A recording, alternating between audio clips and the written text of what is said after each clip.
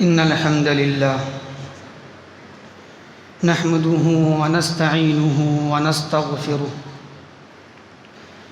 ونعوذ بالله من شرور أنفسنا ومن سيئات أعمالنا من يهده الله فلا مضل له ومن يضلله فلا هادي له وأشهد أن لا إله إلا الله وحده لا شريك له وأشهد أن محمدًا عبده ورسوله فأعوذ بالله من الشيطان الرجيم بسم الله الرحمن الرحيم يا أيها الذين آمنوا اتقوا الله حق تقاته ولا تموتن إلا وأنتم مسلمون يا أيها الناس اتقوا ربكم الذي خلقكم من نفس واحدة وخلق منها زوجها وبث منهما رجالا كثيرا ونساء واتقوا الله الذي تساءلون به والأرحام إن الله كان عليكم رقيبا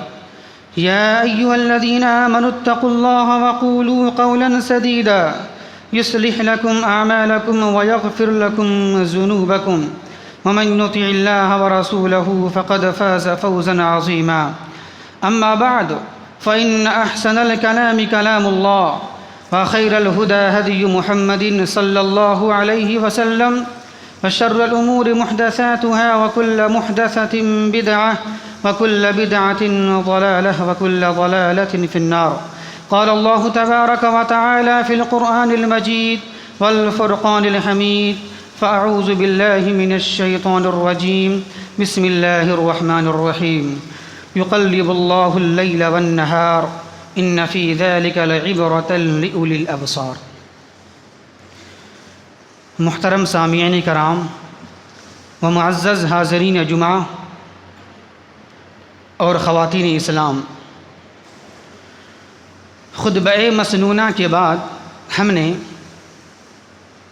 سورۃ النور آیت نمبر 44 کی تلاوت کی ہے، جس میں اللہ تبارک و تعالی بیان فرماتا ہے یقلب اللہ اللیل والنہار ان فی ذلک لعبرۃ لأولی الابصار، کہ بے شک اللہ تبارک و تعالی ہی رات اور دن کو پلٹاتا ہے، پھیرتا ہے، یقیناً اس میں عبرت و نصیحت ہے عقل مندوں کے لیے۔ تو محترم سامعین کرام، آیت کی مناسبت کے لحاظ سے آج ہمارا موضوع خطابت ہے کہ اسلامی ہجری سال کی شروعات کیسے ہوئی، اس کا پس منظر۔ محترم سامعین، آج ماہ محرم کی 16 تاریخ ہے، اور ماہ محرم اسلامی ہجری سال کا پہلا مہینہ ہے، جس سے اسلامی سال کی شروعات ہو جاتی ہے، اور اس کی ابتدا 17 ہجری میں حضرت عمر فاروق رضی اللہ تعالی عنہ کے دور خلافت میں ہوئی۔ کیوں ہوئی، کیسے ہوئی، اس کی ضرورت کیوں محسوس کی گئی، اور اسلامی سال کے آغاز کی بنیاد آخر ہجرت مدینہ پر ہی کیوں رکھی گئی، اس کے علاوہ کسی اور واقعے سے کیوں نہیں لی گئی، مثال کے طور پر نبی کی پیدائش پر کیوں نہیں رکھی گئی، نبی کو نبوت کے ملنے کے دن پر کیوں نہیں رکھی گئی، غزوہ بدر کے دن پر کیوں نہیں رکھی گئی، غزوہ فتح مکہ کے دن پر کیوں نہیں رکھی گئی، آخر اسلامی سال کے آغاز کی بنیاد ہجرت مدینہ پر ہی کیوں ہے، آخر اس کی وجہ کیا ہے؟ آئیے ذرا ہم ان ساری باتوں کو ہم دیکھنا چاہیں گے۔ تو واقعہ کچھ اس طرح ہے کہ حضرت عمر فاروق رضی اللہ تعالی عنہ نے اپنے دور خلافت میں حضرت ابو موسیٰ اشعری رضی اللہ تعالی عنہ کو عراق اور کوفہ کا عامل گورنر بنا دیا تھا، اور وہاں کی نگرانی، دیکھ بھال، ذمہ داری ان کے انڈر میں تھی، اور عمر فاروق رضی اللہ تعالی عنہ نے اپنے دور حکومت میں جگہ جگہ دفتر آفس قائم کر دیا تھا کہ لوگوں کو جب ضرورت محسوس ہو دفتر کی جانب رجوع کریں، آفس جائیں اور وہاں اپنی ضروریات کو پوری کر لیں۔ اس طرح آج بھی دفتر قائم ہیں حکومت کی جانب سے، جگہ جگہ آفس دفاتر قائم ہیں۔ کاغذات آپ کو بنانا ہو، سرکاری کاغذات بنانا ہو، سرکاری کاغذات کو جمع کرنا ہو، کچھ کاغذات میں کچھ گڑبڑی ہو، غلطی ہو، اس کو ٹھیک کرانا ہو، کریکشن کرانا ہو، اسی طرح بل وغیرہ جمع کرنا ہو، سرکاری بل وغیرہ، تو یہ سارے معاملات کے لیے آدمی کہاں جاتا ہے؟ آفس کی جانب جاتا ہے۔ حکومت کی جانب کی طرف سے جو آفس قائم ہوتے ہیں دفاتر، لوگ وہاں جاتے ہیں اور جانے کے بعد ساری ضروریات جتنی بھی مسائل ہو سکتے ہیں، سرکاری مسائل، بل جمع کرنا، بل وغیرہ لینا، کچھ بھی کرنا، کریکشن جو بھی ہو مسئلہ، ساری ضروریات لوگ پوری کہاں کرتے ہیں؟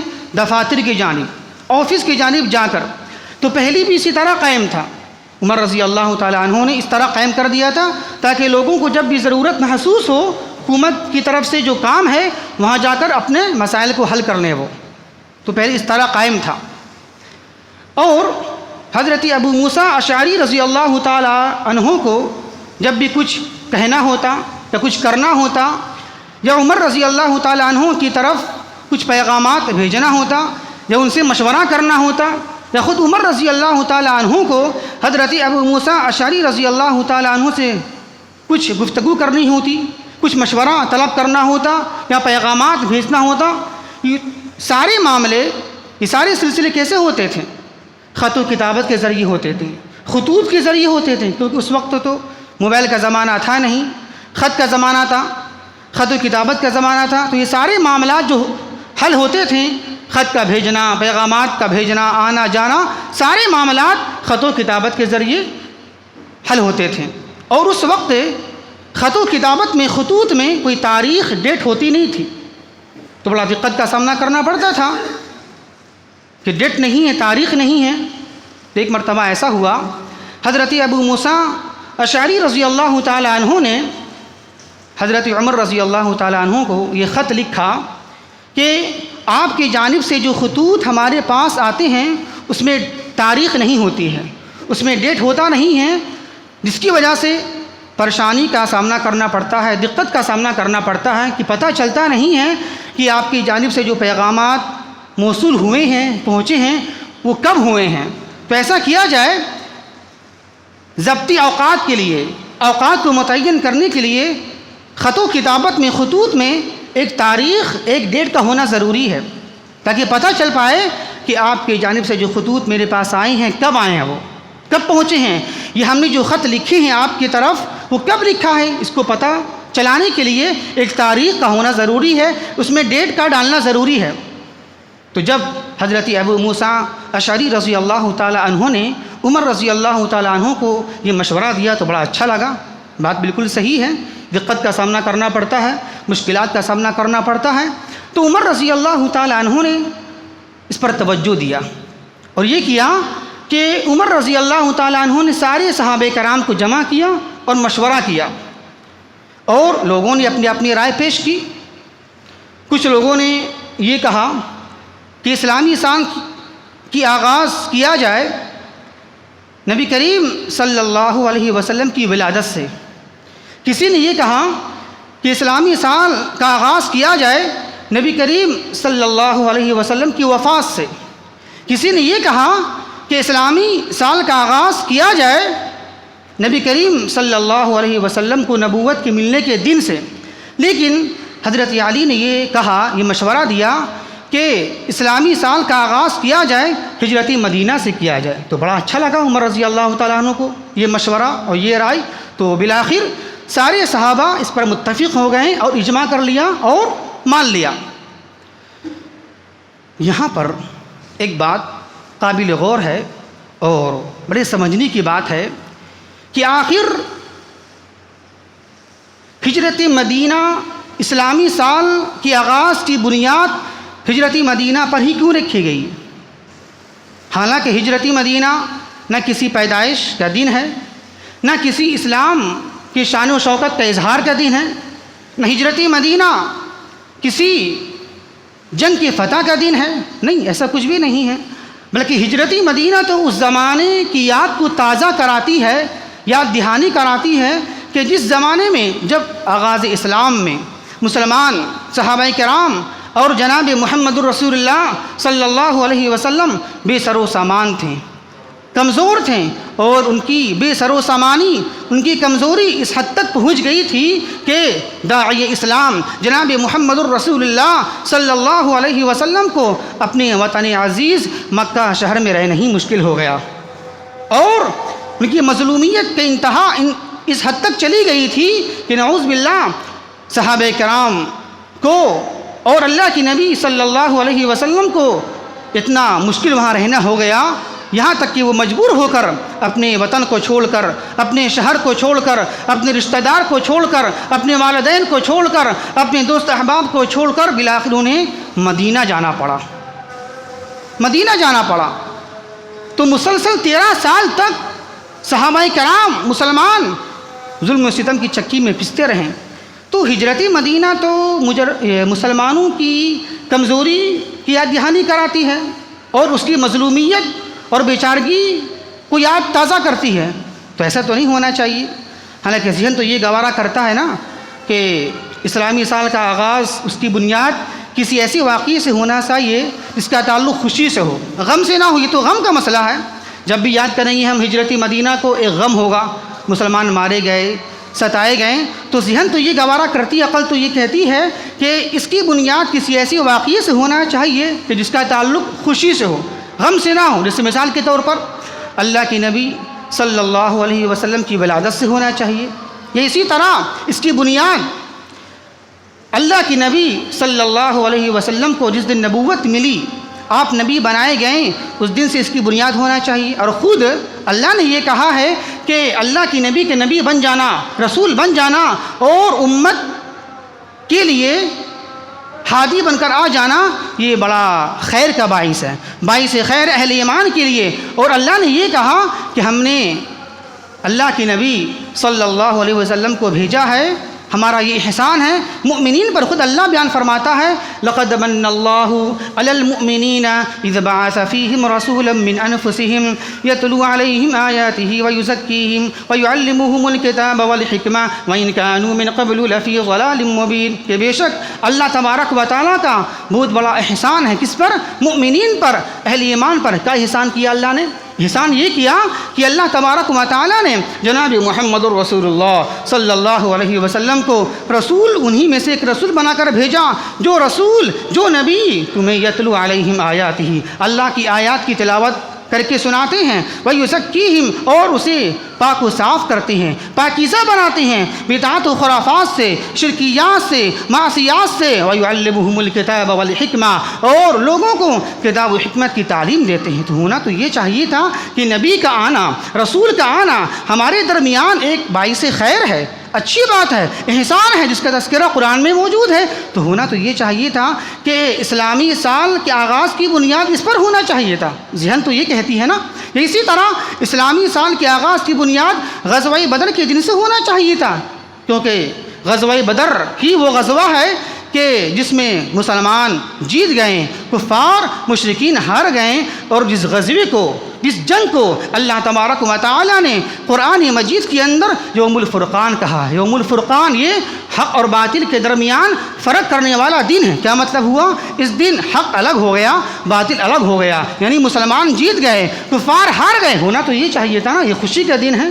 یا اسی طرح ہونا یہ چاہیے تھا کہ فتح مکہ کے دن سے اس کی شروعات کی جاتی، کہ جس دن جناب محمد الرسول اللہ صلی اللہ علیہ وسلم نے 1400 صحابہ کرام کے ساتھ فاتحانہ طور پر مکے میں داخل ہوئے اور سارے اہل مکہ کو اپنے قبضے میں کر لیا، فتح کر لیا، تو یہ تو خوشی کی بات ہے، یہ ہونا چاہیے تھا، اور جس کا تذکرہ اللہ تبارک و تعالیٰ قرآن مجید کے اندر بیان فرماتا ہے۔ فتح مکہ جب ہو گیا، اللہ کیا بیان فرماتا ہے؟ سورہ نصر کے اندر میں ذرا پڑھیے، اذا جاء نصر اللہ والفتح ورأیت الناس يدخلون فی دین اللہ افواجا فسبح بحمد ربک واستغفرہ انہ کان توابا، کہ جب اللہ کی مدد آ گئی، والفتح، اور فتح مکہ ہو گیا، ورأیت الناس يدخلون، اور تم دیکھ رہے ہو کہ لوگ جوک در جوک کثرت سے اسلام میں داخل ہو رہے ہیں، تو اے نبی کریم صلی اللہ علیہ وسلم آپ اپنے رب کی تسبیح بیان فرمائیے اور استغفار کیجئے۔ تو دیکھیں آپ، فتح مکہ خوشی کا دن ہے، یہ ہونا چاہیے تھا، لیکن ہوا کیا؟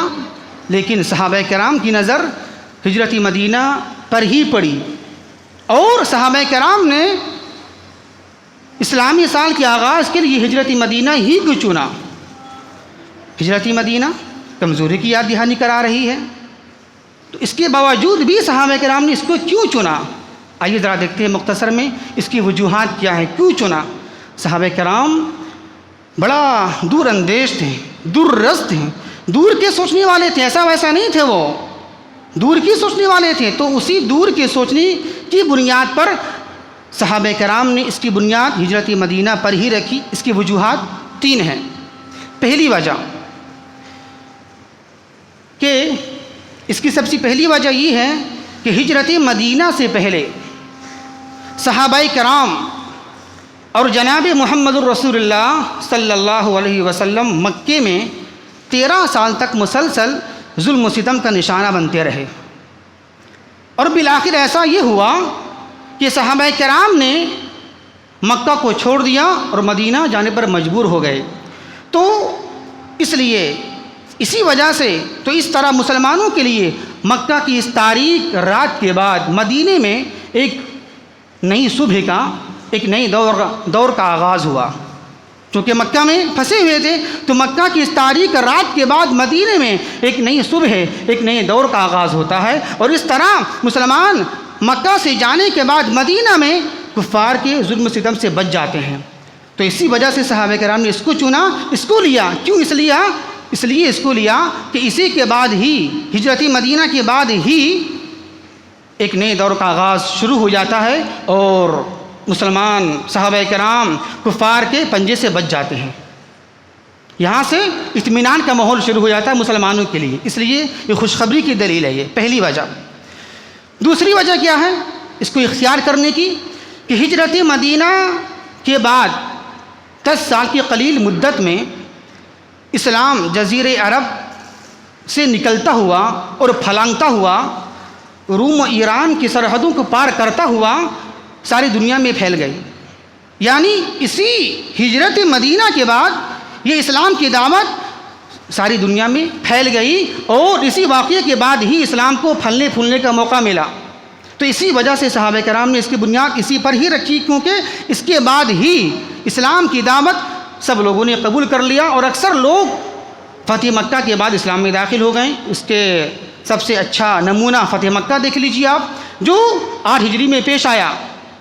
تو یہ نمونہ ہے، ایک مثال ہے کہ ہجرت مدینہ کے بعد ہی اسلام کی دعوت پھیلنے لگی اور اکثر لوگ ایمان قبول کر لیے۔ اسی واقعے کے بعد ایسا ہو رہا ہے۔ تو اسی لیے صحابہ کرام نے اس کی بنیاد اسی پر رکھی، اسی کو اختیار کیا، تاکہ ہمیں پتہ چلے کہ اسلام کو بڑھنے کا موقع کب مل رہا ہے۔ ہجرت مدینہ کے بعد ہی سے اس کو موقع ملا، بڑھنے کا، اٹھنے کا اور پھلنے پھولنے کا موقع ملا۔ اسی طرح تیسری وجہ کیا ہے اس کو اختیار کرنے کی؟ اس لیے تیسری وجہ یہ ہے کہ ہجرت مدینہ ہمیں یہ پیغام دیتا ہے، یہ درس دیتا ہے، یہ سکھاتا ہے کہ ایک مسلمان اپنے دین و اسلام کو پھیلانے کے لیے، اسلام کی نشر و اشاعت کے لیے، اللہ کے کلموں کو بلند کرنے کے لیے، چاہے جتنا بھی مصیبتیں آ جائیں، مشکلات آ جائیں، سارے محلے کے لوگ، سارے شہر کے لوگ اس کے مخالف ہو جائیں، اس کے والدین، اس کی بیوی، اس کے بچے، سب لوگ اس کے مخالف ہی کیوں نہ ہو جائیں، پھر بھی یہ ہجرت مدینہ ہمیں یہ سبق دے رہا ہے، یہ درس دے رہا ہے کہ اپنے ایمان پر قائم رہا جائے، اپنے ایمان کو چھوڑا نہیں جائے، اور کبھی بھی کفر، شرک، بدعات و خرافات سے مصالحت نہیں کیا جائے، سمجھوتا نہیں کیا جائے۔ اور اگر بہت زیادہ ظلم و ستم ہو رہا ہے آپ پر ایمان کی وجہ سے، تو وہ جگہ چھوڑ کر ایسی جگہ چلی جائیں جہاں آپ کا ایمان بچ جائے اور آپ بالکل صحیح سالم ہو جائیں۔ تو چونکہ صحابہ کرام نے اس لیے اس کو چنا کہ ہجرتی مدینہ یہ پیغام دے رہا ہے، یہ درس دے رہا ہے کہ ایک مسلمان اپنے دین و ایمان پر قائم کیسے رہے مصیبت آنے کے بعد بھی، اور ایک مسلمان مصیبت آنے کے بعد بھی اپنے دین کو، اپنے شریعت کو کس طرح پھیلائے اور نافذ کرے، جس طرح صحابہ کرام نے کیا۔ مصیبتیں آئیں، سب کچھ آئیں، لیکن پھر بھی چھوڑا نہیں صحابہ کرام نے اس دین کو، اس محمدیہ شریعت محمدیہ صلی اللہ علیہ وسلم کو۔ تو یہی وجہ ہے کہ صحابہ کرام نے اس کی بنیاد اسی پر رکھی ہے۔ تیسری وجہ، بلکہ ایک وجہ یہ بھی سن لیں، چوتھی وجہ ایک یہ بھی ہے کہ مہاجر کا معنی کیا ہوتا ہے؟ لفظی معنی چھوڑنے والا، چھوڑ دینے والا۔ اسی کے لفظ کے بنیاد پر ایک حدیث ہے جناب محمد الرسول اللہ صلی اللہ علیہ وسلم کی کہ والمہاجر ما ہاجر ما نہى اللہ عنہ، کہ اصل حقیقی مہاجر وہ ہے جو اللہ کی منع کردہ چیزوں کو چھوڑ دے۔ مہاجر معنی چھوڑنے والا، تو اصل مہاجر، حقیقی مہاجر وہ ہے جو اللہ کی منع کردہ چیز، حرام چیزوں کو چھوڑ دے، وہ اصل مہاجر ہے۔ تو دیکھ لیں، تو اسی بنیاد پر چونکہ صحابہ کرام کے سامنے یہ حدیث پیش نظر تھی، تو اصل مہاجر کون ہے؟ وہ ہے جو اللہ کی حرام چیز کو چھوڑ دے اور جو حلال اس کو اپنا لے، اصل وہ مہاجر ہے۔ تو یہ 4 وجوہات کی بنا پر اور 4 اسباب کی بنا پر صحابہ کرام نے اس کی بنیاد اسی پر ہی رکھی ہے۔ تو اس سے پتہ ہی چلا ماہ محرم کا چاند ہمیں ہجرت مدینہ کے دروس اور عبرت و نصیحت کی یاد دہانی کراتی ہے، اور اس کو تاریخ ہمیں دہراتی ہے۔ لیکن بدقسمتی سے آج ہم مسلمان غیروں کی نقالی کرتے ہوئے، اس کا دیکھا دیکھی کرتے ہوئے، ہم مسلمان اپنے ہجرت مدینہ کے پیغامات کو، ہجرت مدینہ کے دروس کو، اس کی نصیحتوں کو اور اپنی تاریخ کو بھلا دیا ہے۔ آپ آج دیکھ لیں، آپ کتنے لوگ ایسے ہیں، یا یہ بھی ایک مسئلہ ہے، دیکھ لیں آپ، یہاں پر ایک بات یہ آئی تھی کہ ہجرت مدینہ کو سوال کر سکتے ہیں کہ آخر اسلامی سال کے آغاز کے لیے ہجرت مدینہ کیوں چنا گیا، کیا وجہ ہے؟ تو یہ ساری وجوہات ہیں، اور ہر قوم نے اپنی اپنی سن کے آغاز کے لیے، تاریخ کے آغاز کے لیے دیکھ لیں آپ کس کو لیا ہے۔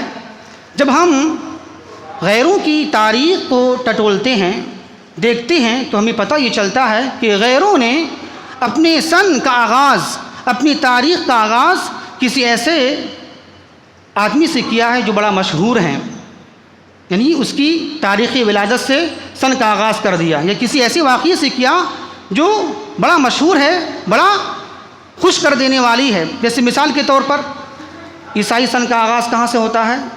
عیسائی سن کا آغاز سن عیسوی سے ہوتا ہے۔ مطلب یہ ہے کہ عیسائیوں نے کیا کیا؟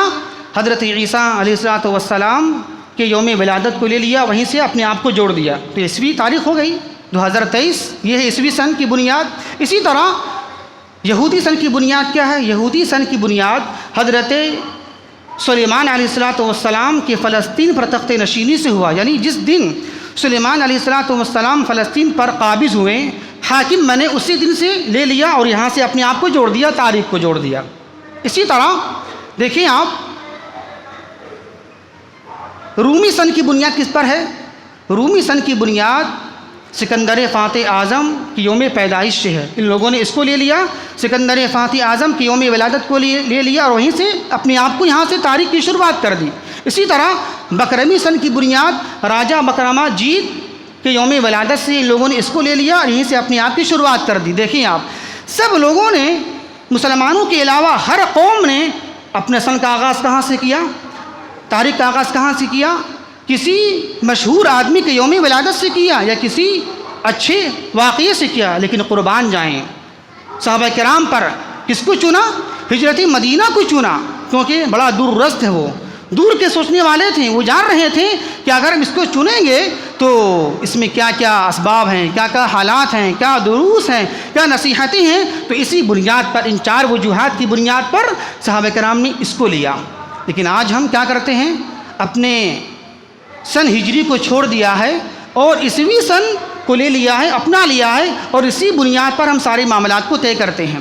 نکاح، شادی، بیاہ، خرید و فروخت، لین دین، سارے معاملات کہاں سے ہو رہے ہیں؟ کس کی بنیاد پر ہو رہے ہیں؟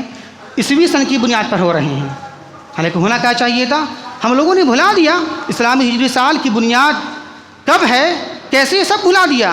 آج تو بہت سے مسلمان ایسے بھی جس کو پتہ بھی نہیں اسلامی ہجری سال کیا ہوتا ہے، اسلامی ہجری سال کسے کہتے ہیں، اس کی شروعات کب ہوئی، کیسی ہوئی، اس کا پس منظر کیا ہے، اور یہ کتنا چل رہا ہے ابھی اسلامی ہجری سال، پتہ نہیں ہے۔ اکثر مسلمان ایسے ملیں گے آپ کو پتہ ہی نہیں ہے ان کو۔ ہاں پتہ کب ہوتا ہے؟ جب رمضان کا مہینہ آتا ہے تب پتہ چلتا ہے کہ ہاں رمضان کی شروعات ہو گئی ہے۔